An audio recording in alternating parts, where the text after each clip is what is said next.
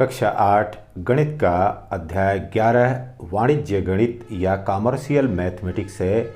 इसमें हम लोग चक्रवृद्धि ब्याज या कंपाउंड इंटरेस्ट के बारे में पढ़ रहे हैं। साथ ही साथ मिश्र धन क्या होता है उसके संबंध में चर्चा कर रहे हैं। उसी पर आधारित प्रश्नावली के प्रश्न है। क्वेश्चन नंबर यहाँ पर 4 की चर्चा करेंगे, जिसमें कह रहा है कि ₹100 का 10% वार्षिक ब्याज की दर से 2 वर्ष का चक्रवृद्धि ब्याज ज्ञात कीजिए। अब यहाँ पर देखिए बेटा, जो बातें दी गई हैं उन बातों को सबसे पहले लिख लेना है, या जो मान दिए गए हैं उन मानों को हमको पहले लिख लेना है। अब यहाँ पर देखिए कह रहा है कि ₹100 का, तो यह 100 रुपया क्या है हमारे पास? यह हमारे पास है मूलधन। तो मूलधन, और मूलधन को किस सिंबल से प्रदर्शित करते हैं? मूलधन को हम P से प्रदर्शित करते हैं। तो मूलधन P यह बराबर हो गया ₹100 रुपया हो गया। फिर कह रहा है 10% वार्षिक ब्याज की दर से, तो यहां पर दर क्या दिया गया है और कैसे इसको प्रदर्शित करते हैं? दर को हम R से प्रदर्शित करते हैं और यह 10% दिया गया है। दर को हमेशा प्रतिशत में प्रदर्शित किया जाता है। फिर कह रहा है 2 वर्ष का समय, यहां पर देखिए समय को यहां पर यन से प्रदर्शित करते हैं। तो यन बराबर हो गया 2 वर्ष का। अब क्या निकालना है हमको? चक्रवृद्धि ब्याज निकालना है। चक्रवृद्धि ब्याज हमको निकालना है। तो इसको अब क्वेश्चन मार्क कर देते हैं, यही हमने पता करना है। अब इसको ज्ञात करने के लिए हमने क्या सूत्र इस्तेमाल करना है? इस सूत्र को अब यहां पर लिख लेते हैं। सूत्र हमारे पास क्या है? यहां पर सूत्र है कि मिश्र धन यह A बराबर, मिश्र धन A बराबर ये होता है मूलधन गुणे, फिर ब्रैकेट में 1 + R/100 raise to power n, या इसी को लिख सकते हैं A बराबर P × 1 + R/100 के घाते n। अब जो मान दिए गए हैं उनको उन स्थानों पर हम लिख लेते हैं। तो यहां पर A हमको ज्ञात करना है, ये मिलेगा इससे। अब यहां पर हो गया 100 गुणे, फिर 1 प्लस यहां पर हो गया 10/100 रेज़ टू पावर n। अब यह बराबर हो गया 100 गुणे, अब यहां पर देखिए बेटा 10 × 10, 10 10 में 100, तो ब्रैकेट में हो गया 1 + 1/10 का स्क्वायर।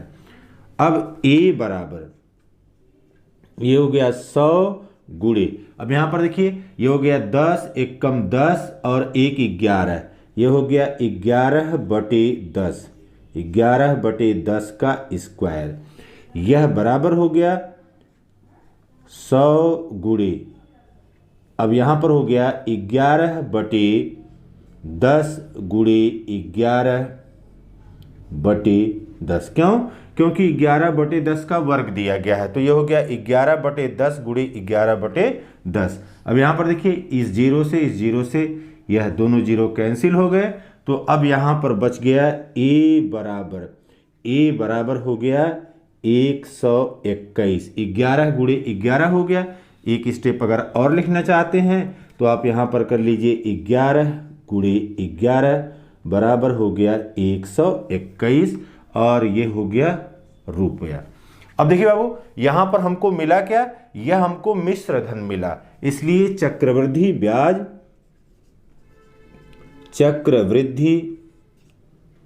ब्याज यह बराबर होता है मिश्र धन माइनस मूलधन। अब यहां पर मिश्र धन का मतलब हो गया, यह हो गया A - P, और यह बराबर हो गया 121 रुपया माइनस रुपया 100 और यह बराबर हो गया 21 रुपये के बराबर। तो हमारा उत्तर क्या हो गया? हमारा उत्तर हो गया रुपया 21। यह हमको चक्रवृद्धि ब्याज के रूप में मिले। अब देखिए क्वेश्चन नंबर 5 में कह रहा है कि रुपया 500 का 15% वार्षिक ब्याज की दर से 1 वर्ष के चक्रवृद्धि ब्याज और साधारण ब्याज में अंतर क्या होगा।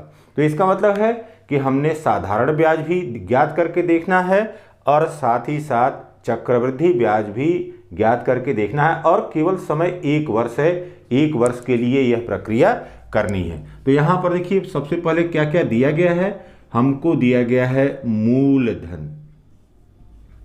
मूलधन यह P बराबर है रुपया 500, 500 के बराबर यहाँ पर है। फिर यहाँ पर दर क्या है? दर R यह बराबर है 15%, 15%। ठीक है, 15% यहाँ पर दर दी गई है। समय क्या दिया गया है? समय दिया गया है N बराबर 1 वर्ष, 1 वर्ष का समय दिया गया है। अब देखिए बेटा सूत्र क्या हमारे पास है, उस सूत्र को पहले लिख लेते हैं।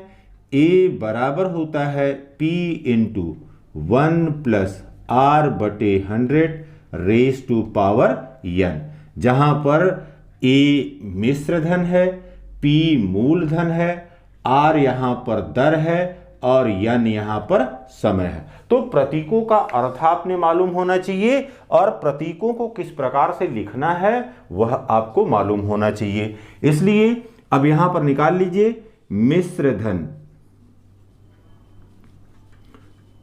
मिश्रधन A यह बराबर हो गया यहां पर अब रुपया 500 गुणे 1 प्लस 15 बटे 100, 15 बटे 100 रेज टू पावर 1, समय 1 वर्ष। देखिए अब यहाँ पे क्या रखा, यहाँ पर P बराबर 500 रखा, यहाँ पर R बराबर, यहाँ पर N बराबर 1 वर्ष रखा। तो ये यहाँ पर पहले लिख लिया, उसी को यहाँ पर रख रहे हैं।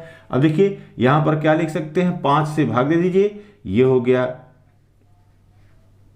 5 तियाइन 15 और ये हो गया 20 पच्चे 100। तो यह बराबर हो गया, यहां पर हो गया 500 गुणे, अब ब्रैकेट में देखिए यहां पर हो गया 20 एकम 20 प्लस 3 23, यह हो गया 23 बटे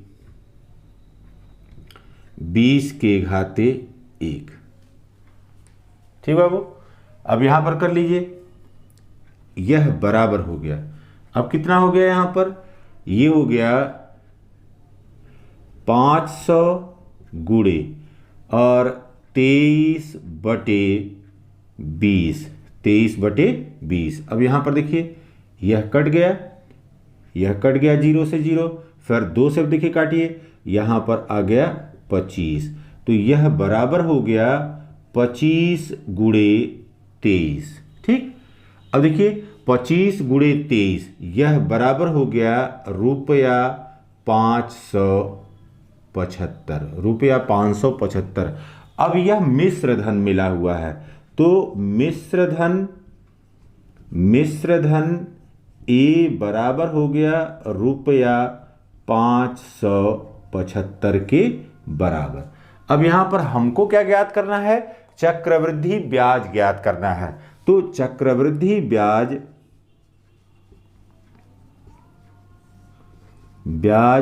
यह बराबर होता है मिश्रधन माइनस मूलधन। अब यह बराबर हो गया A माइनस P, इसीलिए हमेशा A पहले ज्ञात करते हैं, मिश्रधन ज्ञात करते हैं और उसमें से मूलधन को घटा करके हम चक्रवृद्धि ब्याज ज्ञात करते हैं। तो यहां पर अब देखिए बाबू, यहां पर इसलिए अब यह बराबर हो गया चक्रवृद्धि ब्याज यह बराबर हो गया 575 माइनस 500 और यह बराबर हो गया ₹75 के, 75 रुपये के बराबर हो गया। अब करा कि साधारण ब्याज, साधारण ब्याज, तो अब यहाँ पर साधारण ब्याज का सूत्र लिखिए। साधारण ब्याज का क्या होता है? साधारण ब्याज यह बराबर होता है मूलधन गुणे दर, गुणे दर, गुणे समय, गुणे समय बटे 100। तो यहां पर अब देखिए साधारण ब्याज का सूत्र है मूलधन गुणे दर गुणे समय बटे 100। अब इसमें रखेंगे तो यह बराबर हो गया 500 गुणे दर, यह 15%, तो 15 गुणे समय 1 है बटे 100। अब देखिए इस जीरो से दोनों जीरो यह कट गया, 15 पचे 75, एक कम 75, तो यह बराबर आ गया ₹75। ये समीकरण 3 हो गया। तो अब ये देख लीजिए उत्तर क्या हो गया। हम ये देख रहे हैं कि समीकरण 2 व 3 की तुलना से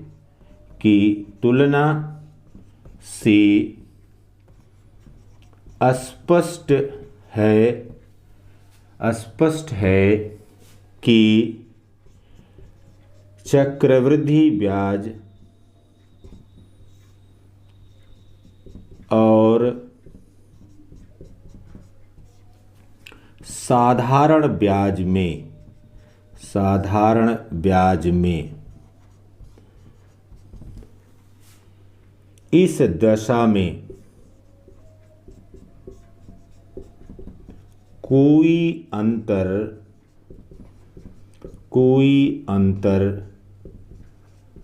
नहीं है। तो यहां पर हमने देखा हल करके साधारण ब्याज भी निकाल लिया और 1 वर्ष का चक्रवृद्धि ब्याज भी निकाल लिया और देखा कि दोनों में कोई अंतर नहीं मिलता।